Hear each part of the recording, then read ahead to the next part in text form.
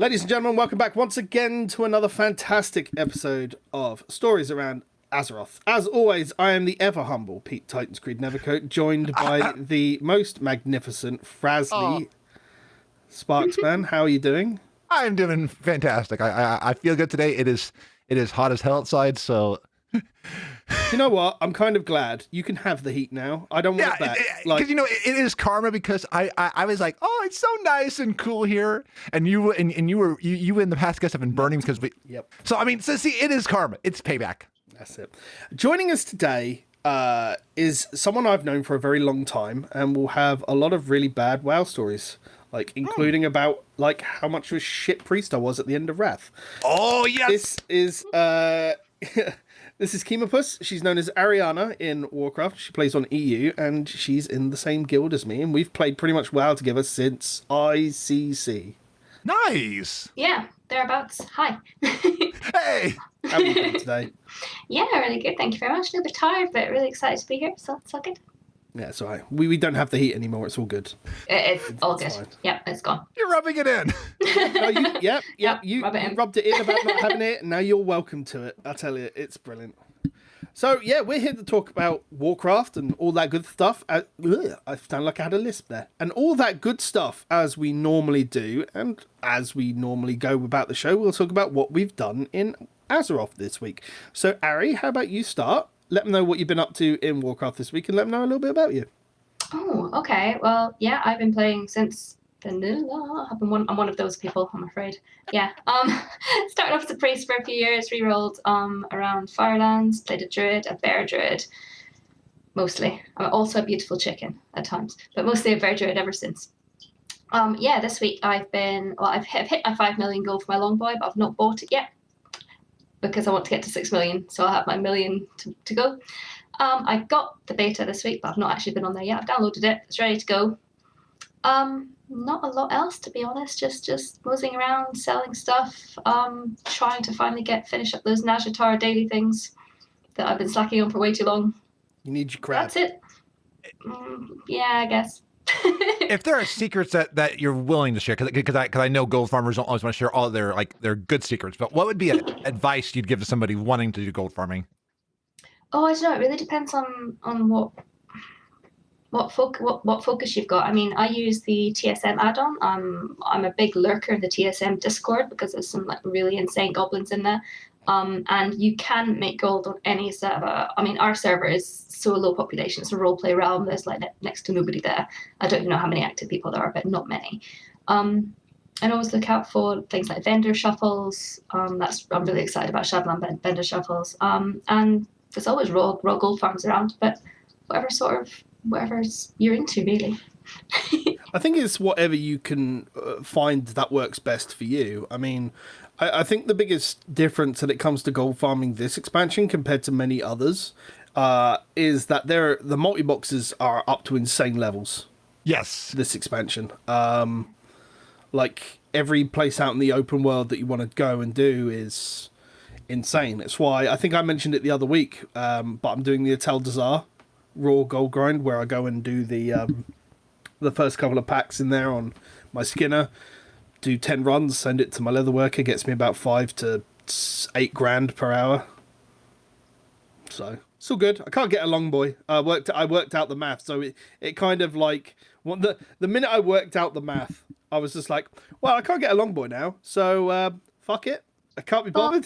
You could. Yeah. Your goal could be like gold capping the next expansion. As soon as it comes on the black market auction house, gold cap it. That's you. Done. I mean, that's a valid point, but would you want to drop 10 million? It's long and it's green and yeah, why not? And it has the auction house on it, so I mean that's It's true. Frazley, Yes. What have you been up to in Warcraft this week? Well, I've been trying my luck again and trying for a few different things. So first off, before I get into like what happened in retail, over on the beta, I've been enjoying stuff, and for the longest time I've been thinking I want Ardenweald, or no, not Ardenweald, Revendreth. Thinking that I want to go Revendreth for my main faction for Frazley. Well, I'm doing the Ardenweald storyline, and I won't say any spoilers, but already I'm loving the storyline and how like gorgeous it is over there. I think Frazley is going Ardenweald. So That means you've got a garden of your own. Exactly, yeah. and also the characters there you're gonna fall in love with. I mean, just amazing. I mean, Pelagos is still my hero of Shadowlands for many different reasons, but I'm loving Ardenweald. I still don't trust Bastion and stuff like that. And I mean, Revenant is good, but Ardenweald. But yeah, and WoW though, I got the blue proto drake from Eye of Eternity, so I'm done with that one. Sick. Nice. Wait, the blue proto drake. Do you mean the Azure drake or the blue Azure drake? The Azure, one of the armored one. Yeah, so like one of the two drakes, I've now have both drakes from Eye of Eternity, so Eye of Eternity is now off my list. But then to cap off my vanilla chapter, so to speak, in my life, I finally got the Baron's mount, and I had known since vanilla that there was a mount because I would go in with our raid group would take in parties every once in a while, and I'd just go on in some of the runs. Our raid leader was always like, "That Baron, I want that mount. I want that." So I've known ever since I was a kid that there was a mount off the Baron, and finally getting it this week feels so good. I don't have to go back in there again. I mean, any of these dungeons, maybe transmog, but it feels good to be done with it. It's weird that vanilla is finally gone, other than like for classic, but it feels good too. I get that feeling. Especially when I started mount farming myself, I definitely did it by expansion. Yeah. That's why I knew that I was done in vanilla and TBC, and when they redid Zolgarub and Zolaman, I had to go get those 3 mounts again. So like considered myself done with those. But time lost still eludes me for Wrath. So once that's done, then yeah, once the time lost is done, then I'll be done with Wrath, and then it'll be on to Cataclysm, where it's to Aeonax and stuff like that. Like lots of camping mounts, but I'm when we're kind of feel like I got pound fisting thanks to cap 1 week, so I'm still working on some of those rares, and like one time Ny'alotha was up, but I did not get the drop, but at least I got to do Ny'alotha when I was sitting over for Throne of Thunder. Yeah, Ny'alotha's kind of one of those ones I like to go in between. Like my mount run at the moment is kind of Galleon, Shah, Ny'alotha, Garrison Hearthstone over to Warlords, go down and do Rookmar, and then do the Garrison mounts. But like I've got lucky this week and got the last Garrison mount I needed. Nice. I'm done with Garrison mounts, so I need to find something else to plug that hole. That was super quick. Yeah, it's only been like 3 or 4 weeks. Like 21. No, it was 48 bags, which is 24 Garrison invasions. Nice. Which at about 4 to 5, 6 ults a week, it wasn't that bad. Yeah. There's people in the guild who still don't have it, and they're way past those runs. But, yeah, they're slightly upset. Yeah. Fuck them. He can't complain. He's got a level 100 Heart of Azeroth now. Like, he's chosen to put his time into doing that. And, you know, now he's going to have to find something else to dip his soul into. I'm not naming any names there. But yeah, no, I've been really lucky. I've got 3 mounts this week. The last Garrison one that I mentioned. I went auction house shopping. On my Horde one, and I found one of the well drop ones for it's the Leaping Vein Seeker. It's like the spider bat thing. Was like 18 grand over on like the Horde on the server with all of my Horde on, compared to everything else, which is like 120 grand plus. So it reminds me of when I picked up the Posidius from Vestier for like two grand. I mean, I was like, I'm buying that. I don't have to go farm it in Vestier. Annoyingly, I was looking through my mount list, and you know the riding seahorse that's part of the actual quest? That seems to be personal rather than account wide. So if you actually, unless you have it on like your main one that you want it to count for, it seems that you may want to do it. So I think I've done that on Frazley, but I have to go check because that's one extra mount for the achievement. Well, I'll just go and do it on my Paladin because the Paladins have all the extra mounts anyway. So like, they're the ones, that or a Death Knight, I believe, because I think a Death Knight's Death Knight has 2 unique mounts. Paladins have got one from Argent Tournament, and then they've got another one, I think. Well, other than their 2 vanilla mounts as well. And Demon Hunters have 1, I know. Demon Hunters have 2. Yeah. No. You should know because you made a Demon Hunter. Yeah, it doesn't mean I use the mounts. They've got the green fell puppy they've got from the starting area. I don't think they get a given fly mount except for the class dungeon one, the class hall. Can't remember, but I figure I need to go and do the riding horse at some point, just so I have it on anything that counts. But at the moment, I think I'm up to 528 on the account, which is about 470 something Holy on shit! a single character. Yeah, but I might just I might just turn around and go, because I'm not going to have a long boy now. Yeah. Go and buy the expensive BFA rep mounts and the frogs. Do you have the spider? No, not for 2 million. No. Yeah, there's lots of gold sinks in the game. Yeah. I wonder how much they'll normalize, because obviously with the squish coming in pre-patch, there's going to be a lot of normalization of gold for selling items and everything else, because it brings down their item levels. I never thought about that. No, there's the thing that you can put in for the changing the item level, the relic of the past. Yeah, but that'll be a max level crafting thing, won't it? Nope. Like, we won't have that accessible in pre-patch. I'm not 100% sure. I do know that it uses old world maps like Runecloth and stuff. I'm not sure exactly when you learn the thing, but there's going to be a million different vendor shuffles as a result. The main problem with crafting is the crafting of the actual relic takes 10 seconds. And when you're crafting thousands of items, that's an awful long time. Yeah, I mean, when I go to craft all the fist weapons from after my leather farm, it takes like 3 minutes to do like 100 items or something like that. Yeah, So although at least you can go get downstairs to get a fresh cup of tea. Yeah, you can get a glove enchant for that though if you like do lots. But yeah. Let's see if you save it all up. But like, if you do that gold farm that I mentioned, it's 30 to 40 minutes to do it. You send all the mats over, and then it's 3 minutes to make, and then you've got a 20-minute break in between anyway. Yeah. So just put your favourite show on and go mental, really. Although Exactly. you could technically do it on a character if you had it on Darkmoon Fair, because they're our realm, but they're different. That's true, but it's like the only separation I've got is Horde and Alliance between those yeah. servers, so Fair. I can't really send stuff over, unfortunately, like that. But it would, yeah, no, absolutely. For those people who don't know, what is a vendor shuffle? Oh, it's when you buy or buy things, make them into something else, and sell them for more than the cost of the things you bought in the first place. So buying mats, making something and reselling it. Yeah, so for example, the most common BFA one was the Tide Spray Linen Pants, and I think the cap for that was 2 gold 6 per Tide Spray Linen. And if you get it for less than that, and if you're exalted with Proudmoore, you can then buy all the mats and sell them to the vendor for more than you will pay for the individual things. Oh. That's why you'll very rarely see Tide Spray Linen, for example, for less than 2 gold 6 silver. Makes sense. Yeah. I never thought about like that because like when my mount runs, I've been like trying to sell to auction house, but it ends up being like I got full mailboxes, so I've been just selling it back to the vendor, being lazy, but because it's like, oh yeah, like a lot of us will just like get the stuff and just vendor it. Like, yeah,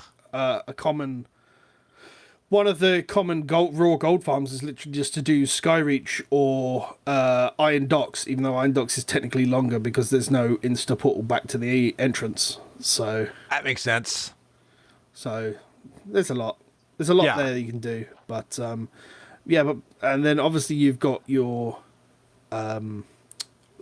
just old raids, but the time you spent doing your old raids makes you less gold per hour than if you were to do, vendor swaps or anything, play the auction house, or just like set yourself into specific time zones and everything like that.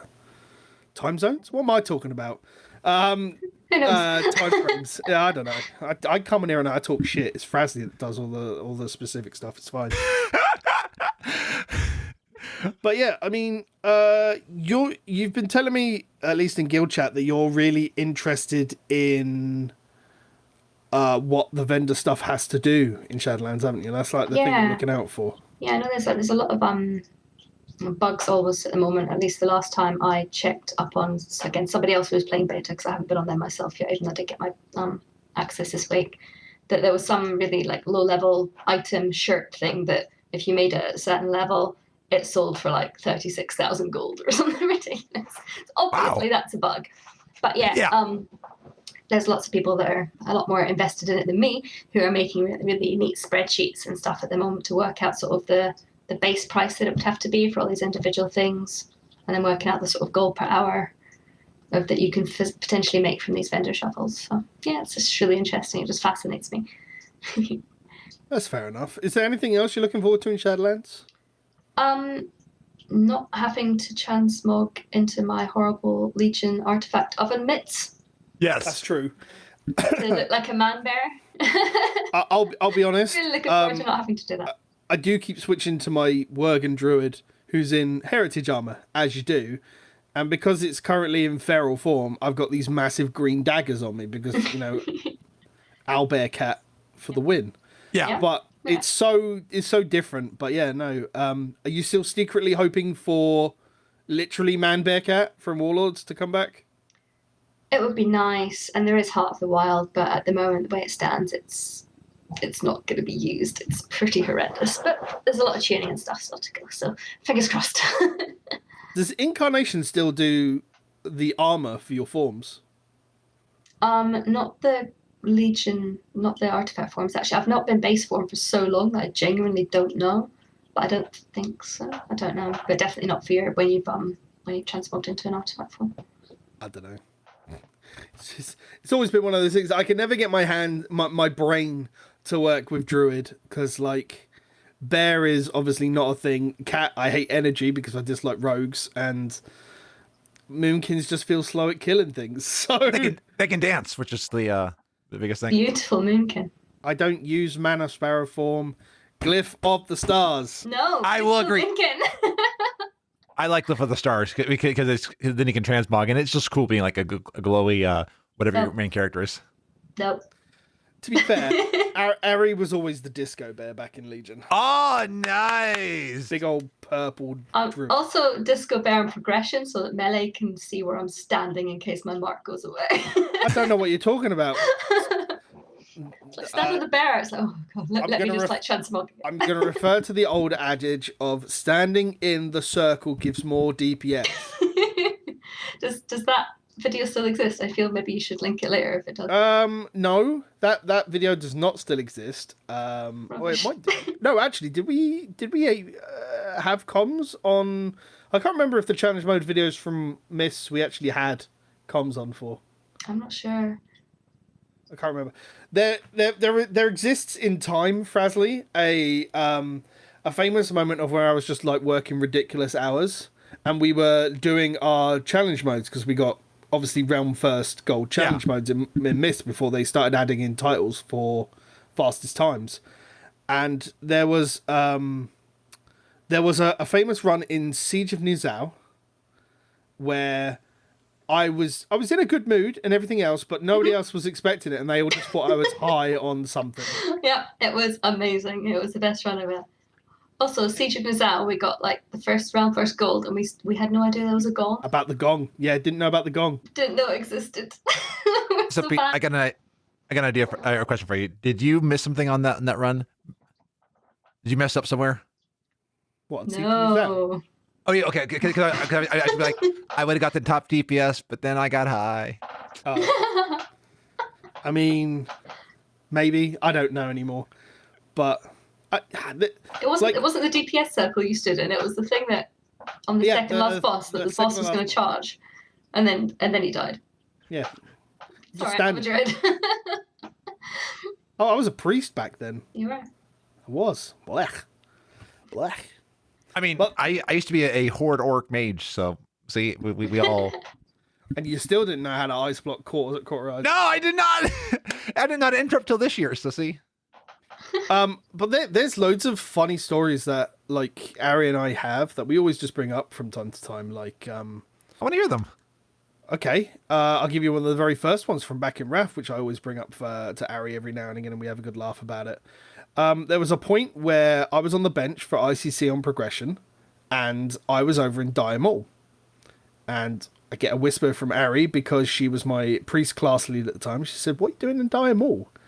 It's like, "You should be ready to come in." It's like, "I've got my half-stone down. It doesn't take that long to fly." She's like, yeah, but what are you doing over there? And I said, well, I'm grinding books. She said, for what? And I said, for the insane title, because you needed Chandra back at the time. And she said, well, and then we had after the raid was done, we just had this massive conversation of what you need to do for it. And then it turned out I went to work, and then I came back and she's whispered me and gone, oh, I've decided to go for the insane title. I was like, oh, cool. Yeah, okay. And as you do. And then she beat me to get into the insane title. Nice. Oh, I wasn't working at the time, to be fair. I had all the time in the world. But yeah, that was fun. But I think one of our great the moments that we found funniest is that because there was also another priest in the guild called Esak at the time who already had the insane title. Yep. But when we got it, we all got on our white squawkers because we all had the white hawk strider. Yeah. And after we killed Hallian. Yes, Hallian. Yep. We got a screenshot of the three of us with our insane titles on our White Hawk Striders, and I think someone put it up on Wowhead. I put it on Wowhead. You put it up on Wowhead? Yeah. And I think it still exists there to this day. That there's a picture on Wowhead of us. Like, it's insane. All in the same outfit on those stupid birds. Because the healers were always fairly well organized, reasonably, as healers tend to be. And then our raid leader would be either correcting some mistake that had been made or generally just giving the pre-pull speech or whatever. So we'd just line up on our squawkers and press spacebar. And as you probably know, they'd kind of go... the most irritating sound. The most irritating sound that there is. We're mature. Yeah, I think Tobin plays with his sound off, to be honest. Probably. Not everybody does, though. Does the slide whistle work for everybody else, or is it just the person who uses it? I don't even have the slide whistle. I've probably got the slide whistle as a toy, but I've never used it. Because I always try to use it being like, just like the, like, who did that? But like, I don't know. No one ever mentioned it. So I don't know if like not even anybody uses the flaming piccolo from Strathon to like brief unless you're in a massive raid pug these days. And yeah, the personal spotlight, no one sees it. It's like, I want to walk around like having the spotlight on me. It's like, because it's personal, Frazley. Oh, good point. Okay. No, I think there's literally only one toy that I have. No, there's two toys that I have set to favorite in the entirety of the book. One is the Demon Hunter Pepe whistle. Yes. The other is Katie Stamp whistle, because who else doesn't need a mailbox anywhere unless you're an engineer?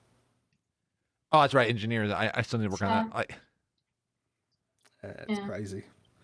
But yeah, no. I'm sure there'll be many more crazy stories to come. Like, I'm not sure if you've seen the video. I might have linked it to you at one point, Frazley, but there's a video of like, I think it was during Warlord Challenge modes. We just had like our other friend Naradian stream up, and there's just me reading one of the steamy romance novels. I remember this. Oh, yes. I'd forgotten that. That's amazing. That exists as an unlisted video, so I have the link to it like hidden somewhere, so I just have to go dig it out. But I totally forgotten about that. That makes me smile. Oh, if we ever had a Patreon, then you know what you have to do. Well, I mean, it was always a thing that I would just go out and just read the steamy. I know, but if you ever do a Patreon, we have to have a monthly. You reading some fan fiction because you know there's some steamy WoW fan fiction out there. There's a lot of steamy. There's even normal WoW fan fiction. It doesn't have to be steamy. That is true. Yeah, there's quite a few out there that I've read. Not the steamy variety, the normal fan fiction variety. Before people start sending me their steamy fanfic. No, there's no judgment. People are free to read and write whatever they want. Yep. But speaking of reading, I have made some small progress on Shadows Rising. I think I'm only a couple of chapters away from the end now. Oh, nice. Me too. I think I've got maybe, 5 chapters left, if that. Yeah, I think I'm on like chapter 22 or something. I'm like a few in because I've been in another book club for another podcast, so I've been busy, but I want to read more of it because what I've already read so far, and like when I'm hearing about Shadows Rising, I'm loving this book. I mean, it's all right. It feels like, with the way the characters are written, I'd almost go to say it's an official fan fiction novel. Like with how some of the characters are written. Well, I could see that. It seems like Madeline shows her love for the game, and You know what I mean? Like really shows her love for it. Yeah. Yeah. I mean, I feel like when it comes to official WoW novels, the way they're written is like, this is point A, this is point B. We need you to do this, and then the writer will go, well, can I do this, this, and this? And they'll turn around and go, well, you can do this, but you can't do this. You know? Yeah. And there'll be some directories of like the underlying story that they want you to tell. Like, for example, I think I mentioned it last week, but I think that there is underlying story being told in Shadows Rising that's not to do with the main story, Which that makes will sense. reflect the main game down the line. It's And I'm like trying to say it in a way that's not spoiler and shit. well, it's the same way that some of the there's some undertones in Before the Storm that I'm starting to see as we're heading into Shadowlands, and I don't want to say any more, but like in the beta, I'm seeing things moving their way through. Yeah.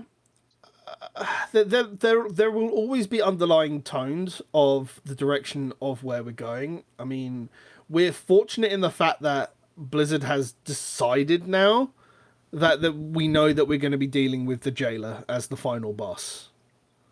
Whether we deal with Sylvanas in the run up to that is like, will Sylvanas be the Black Hand of like where it's the mid expansion boss that we deal with? I'm fine with, from what I've seen. I don't want to get too much into spoilers because I want people to. But like what I'm seeing, I am fine with that because. I'm fine with it. Absolutely. I'm liking what I'm seeing, if that makes sense. And I want to know more because there's cutscenes that they're not even in the game yet. I just see awesome in-game event, and when I see that, I can just bet Taryn and the team are just like. I think there's quite a few cutscenes that the gang are working on that are going to look really, really good. Yeah. I just wish there wasn't 3 different types of cutscenes still, like, because you've got the cinematic type cutscene. Yeah. You've got the cutscene which doesn't have the player character in it, and then you've got the ones which does have the player character in it, which have that uncanny valley mouth talking thing. I am glad for those because it makes me feel part of the story. But I see what you mean. No, I get it. It's just, I'm not sure if it's because they've got so much range of movement now that they have, but, you know, I look at the Final Fantasy ones and they don't look uncanny when they're speaking. It's just the wide yawning of the mouth whenever they want to try and say words. You remind me of like some of the early games that we played. Yeah. Well, that's it, isn't it? You go back and play original Warcraft 3, and you click on the orc, and it'll be like work, and it'll be like. I know you mean. Yeah. It's like it feels like it's a really bad anime dub at times. It's what it feels like. But I can see the engine improving, if that makes sense, and that like it's impressive that an engine that probably was not built for this is doing that. I mean, there was a conversation that was semi-recent. I believe that was said like the last time we knew that we had an official engine update was when they took the servers down for like 24 hours and redid the world with Cataclysm. Yeah. Like, that's where we know that we definitely had some... Like, there's probably been smaller back-end updates to the engine and the game, but... Yeah, especially, like, Legion was... what I understand from one of the talks at BlizzCon, that was happened in, like, the Darkmoon Fair area of the con, that Legion took so long because they were doing a lot of back-end stuff. These hot fixes and stuff, they were really retooling how can they update the server almost in real time for things. Well, Legion... You might have to correct me on this. I believe Legion was the thing that brought single-player scenarios back to the fold. I think so, yeah.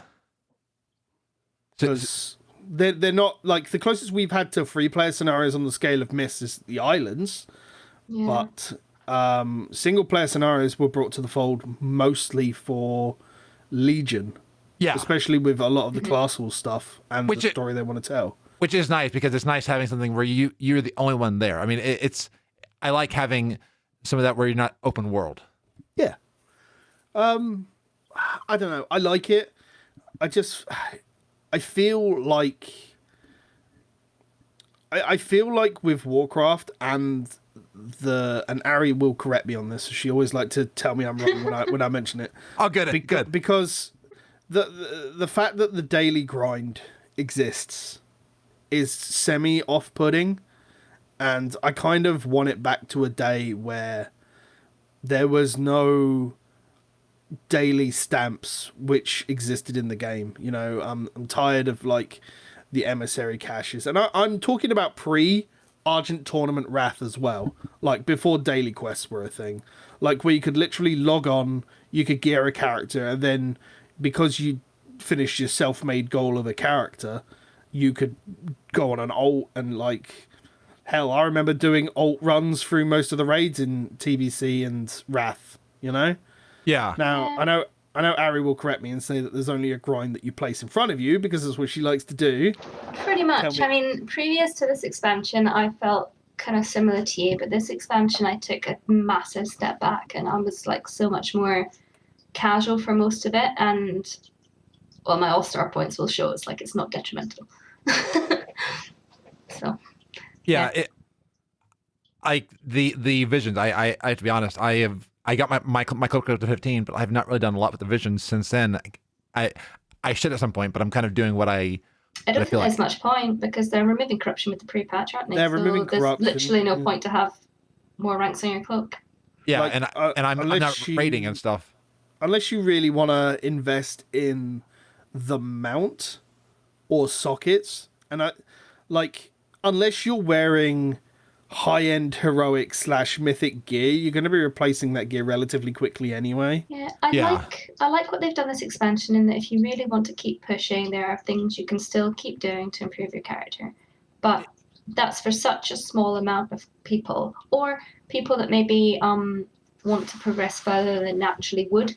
So maybe they're in a guild and they're struggling really with like the last boss of a heroic.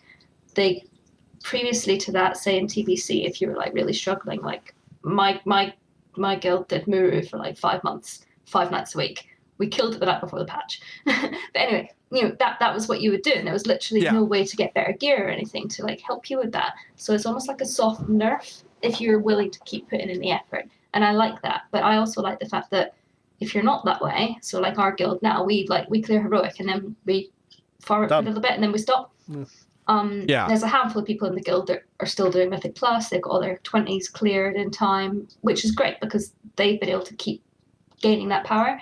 But for what I do, I don't need it, so it's good. It's fine. I definitely did notice that. Like I copied Frazley over because Frazley has a few bits of raid gear and a few bits of heroic and maybe 1 or 2 mythic. And for a little bit heading into the opening levels, it did help me compared to like my pre-made character. But then as quickly I started losing all of this stuff, and it's like, oh, okay, all that work that I did, bye armor. Yeah, and I think isn't it in the pre-patch we're getting the equivalent of like normal Ny'alotha gear? Oh, I think it's going to be item level 100, whatever that is. And I think that's the equivalent of normal Ny'alotha. The Empire gear, the blue stuff, is what, 385?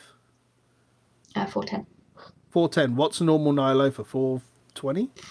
No, it's higher than that because base Mythic Zero is 430. Oh, then it'll be 430 then. Is it 430 or is it more? I don't know. My Demon Hunter's about 460, and that's heroic geared. So there's normally, what, 50 Demon item levels of difference? 460? My Demon Hunter's like 463, I want to say. It's way higher than that. Mind you, I've been doing more Mythic Plus than you do, I guess. LFR is 430, normal's 445, heroic is 460. Oh, so okay, good. 445 we'll be getting from the pre-patch. That's pretty sick. I mean, you're going to replace 445. Well, I mean, that'll get obviously brought down with pre-patch as well, but yeah, but it's still item level 100 gear is what we're getting. And yeah, I'm gonna guess, unless I'm wrong, there will be like some cosmetics that you can only get during a pre-patch. So I imagine they might bring back the tabard again, which was only available for Nax Ramus and the Wrath pre-patch. Yes, I've been wanting that because I missed that. Okay, I'm excited because I missed all this stuff. I was not playing well at the time. Okay. But the pre-patch, yeah, Frazley gets super excited for stuff. I do. It makes me happy. But I believe the pre-patch is like a time-gated story, so we'll be getting story over several weeks. And like, obviously, the biggest thing we've seen so far is obviously the ghouls, because it's what everybody's talking about. But I don't mind that because I enjoyed it with BFA. It was nice having like a thing to look forward to. I know it's you want to know more, but it is at least nice. Log in, do what you need to, and then. I mean, I'm going to be leveling demon hunters in Pandaria, so I'll be well away from all the carnage. Oh yeah, because sod that for a game of Lux. I saw one that said if you're planning to do the auction house and stuff like that, and or pre-patch, if you're going to the barbershop, go all the way over to Area 52, because I believe there's a barbershop there, and you do anything that's not the main Stormwind, Ironforge, Orgrimmar. Yeah, you know that essentially. I should probably go in and test PTR, but I've been testing beta. But I'm excited what I've been seeing. Like I saw Manny playing a PTR, and I've seen a few different people play it, and it looks exciting. Like I can't wait to get in and try it out. There's a lot there. I want to get onto beta and a bit more, and go through the questing stuff, so I can actually have a chance to read the quest stuff. I've been doing that more too. Because I started alpha not wanting to read the quest decks, but I am reading it now because I find if I do this, I will have a little bit better of a recollection. I feel having access to that and being able to read. Now, obviously, there's that addendum of stuff may change in how the quest text is written between beta and when it goes live. But having the time to read it now before everybody swamps the zones on live. Might give you that opportunity to just enjoy it in the safety of your own freedom. I like what Matt Lawson said. Barbershop is going to be more packed than the queues for the hairdressers post-lockdown. That's true. Even though I still, when it's safe to do so, I want to get in and like get a hairdresser to shape my hair. I don't think we'll see ghouls on day one of pre-patch. I think that'll be a couple of weeks in. I'm still expecting 4 to 6 weeks of pre-patch in about 4 to 5 weeks' time. Yeah. Because I know it's going to be a geared up story, and I'm still expecting Shadowlands in early November. I can see that working, especially because, I mean, we have the issues of like some of the U.S. holidays, but because more of us are home this year. They won't release the first raid until after Thanksgiving. Yeah. And then they'll have a Christmas raid, just like they did. I think it was it Cataclysm or was it Warlords that released just after BlizzCon? Cataclysm, I think, was released in December. When you say Christmas raid, I'm thinking of like all these bosses just singing like Winter Veil songs and stuff like that. I mean, they will wear hats, right? Yeah, that's it. It's always good. Maybe the jailer will have a hat. It'll be a really big hat. Yeah. I mean, could you imagine?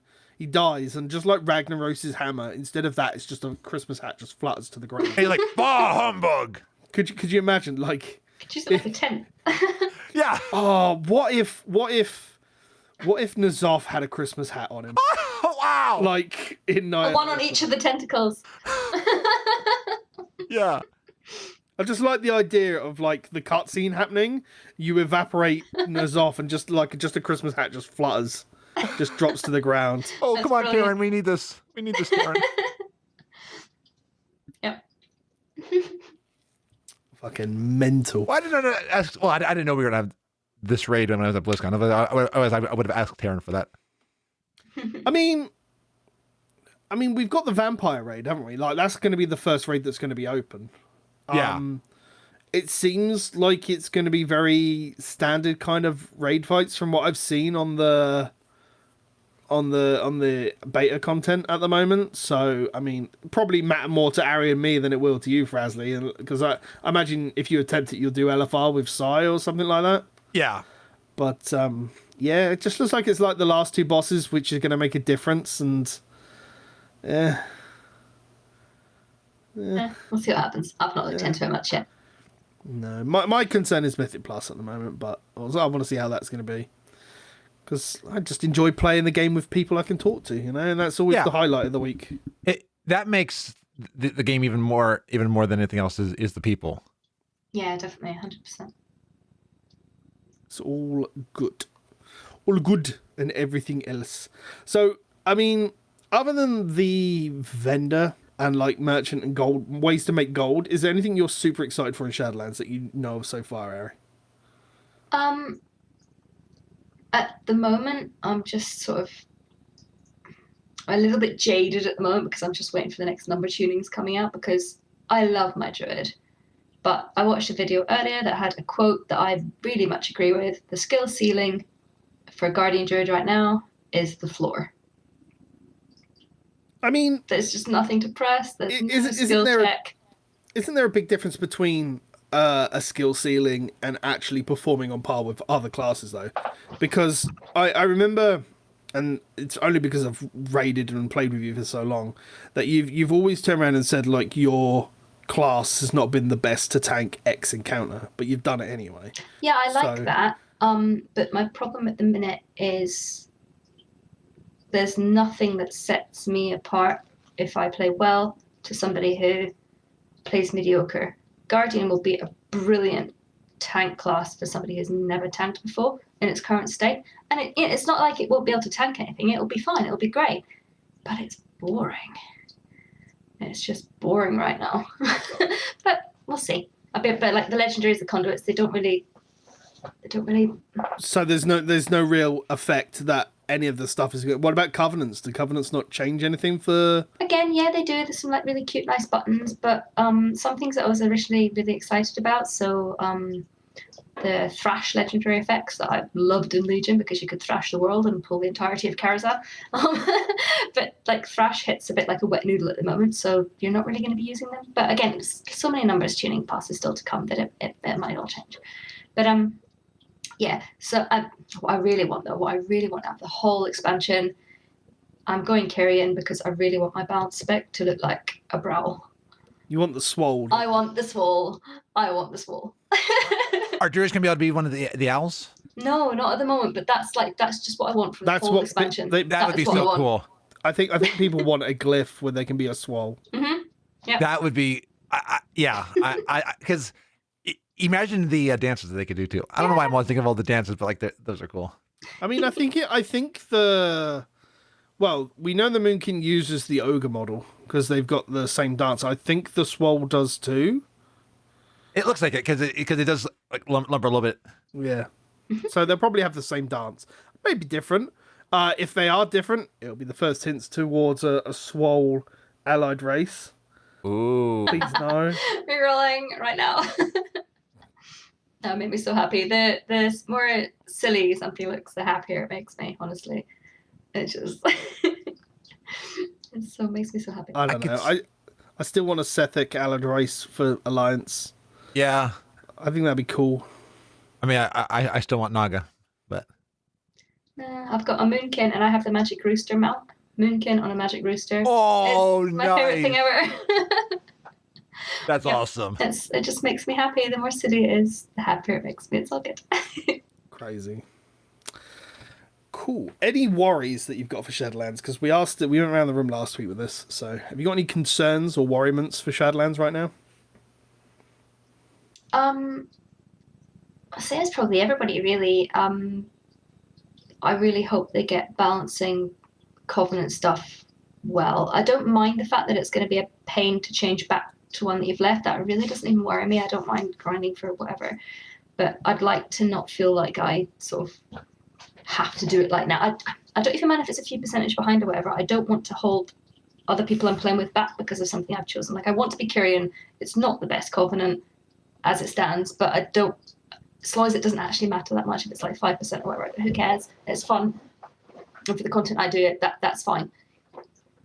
Yeah, no, I think 5% is a lot more than, say, like 1% of like a race will change. Because I have seen people try to say that the Covenants are just as much as picking the race, but there's a difference between a race, which is honestly very negligible in terms of what your race makes to your class, and nowadays a Covenant, which is like 5%, you know? Because some of the original racials were a little bit more impactful. Yeah, back in vanilla. Yeah. I don't know, now. Depends what you do. Mythic Plus, you're not a Night Elf, you're doing it wrong if you want to be competitive. Well, yeah, but a lot of that meta is only set because of the way that the MDI is. Like, if the MDI didn't exist, you wouldn't have a Night Elf meta for Shadow Meld. You could say that about any content, though. I mean, the tanks, for example, because I know a little bit about tanks. the tanks that the top raiding teams use, everybody's like, oh, they're the fantastic tanks. They're the only ones that are worth playing. Therefore, if somebody that applies for my random Pug Mythic Plus group and they're not this class, then I'm not gonna take them because they're not good enough. And that's the difference for such high level players is so small, but it matters for them because they're chasing Wild West.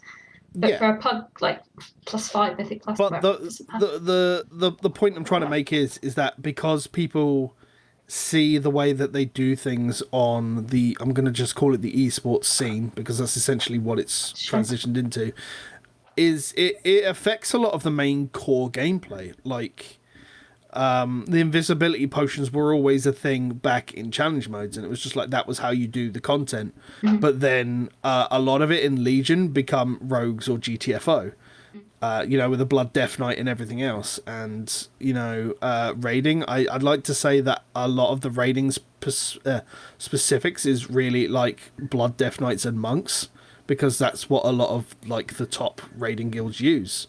But like when you get down to actual in-game tax, a lot of your everyday players do not play like top mythic raiders, and top MDI players.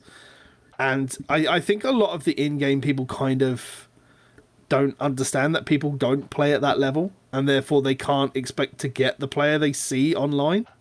Yeah, exactly. That needs to be a thing. Well, I mean, when people start advertising for looking for Blood Death Knight, must be playing for top 1% raiding guild, must be Venthyr Covenant. I mean, Link ahead of the curve or GTFO. It's definitely something. Warlocks have got nerfs incoming. I've got a feeling like Warlocks are going to get hit by a nerf bat very soon. Like, I think its destruction is once again just disgustingly overpowered. Funny. Yeah, well, they're really good at the moment as well. Oh, Frazzle. Yes. How you doing? I'm doing good. I'm just thinking about all this stuff, thinking like I'm probably gonna be casual through stuff. Like I'm thinking about all 4 covenants I want to level characters through, because I need every one of those things. This expansion I'm gonna be streaming more than I did even last one, so a few things that I missed in Legion and even BFA, I'm more likely to be working on this time. I always find beginning of expansion stuff is a lot easier to stream for compared to end of expansion, because there's always stuff you want to do. Like at the moment, what have I done literally today and yesterday? Logged to all of my different alts and just farmed Soundless and gone to the Vale to go do the mount runs. And I mean, that's not interesting content watching me just AFK in Nazjatar waiting for a Soundless check to spawn. That's where I really think of, so like especially like in-game WoW is like just chatting. I mean, and that's where I treat my stream like when I'm doing mount runs. If it's the same thing every week, but I'm chatting with the audience. Whereas like beginning of Shadowlands, it's going to be, okay, look, you are a tourist with me as we went through stuff. Even like when I'm doing beta, it's I'm showing people who want to see it what I'm seeing, and we're experiencing stuff together. Whereas it's going to change again once you get to the older side of it. Yeah, no, absolutely. I completely 110% agree. But I think we are coming up to the end of our time today. It always flies so fast. Flies I just fast, spit yeah. on my mic. An hour is... Sometimes I feel like an hour is not enough time, but unfortunately that's all you get. So... For this time, Ari, because we'll have you back again. Ari, if they want to find you and come talk to you about Critical Role or Warcraft, where can they do such? Oh, I probably use this on my Twitter. I don't really do much of the other socials. That's Kimapus, which I think is somewhere. It's been below your face for the last hour. Down there. Yep. And it will be in the description of the video when it comes out on Wednesday, or today if you listen to it on the VOD. Frazzle, where can they find you around the social medias if they want to go looking for you? On Twitter, where I'm practically posting every single day and like multiple times a day at Frazley. Find my other WoW podcast called Frazzlecast at gnome.live. And I just talked with a person that actually loves Final Fantasy 14. They don't play WoW because they got into it way too late, but they're a streamer, Biggest Business. So I talked with them. That's out by now. And then if you want to see me doing crazy shenanigans on stream, I'm practically every single day at gnome.live. Brilliant stuff. As always, ladies and gentlemen, you can find me on my main account at Titans Creed. You can follow it if you just want streams, videos, podcasting news at Gaming Phoenix. Otherwise, you can find me on Project Phoenix Productions for VODs of this podcast over on youtube.com/Project Phoenix Productions, or you can catch us live every Sunday. Twitch.tv/Project Phoenix Productions, where I do other streams as well.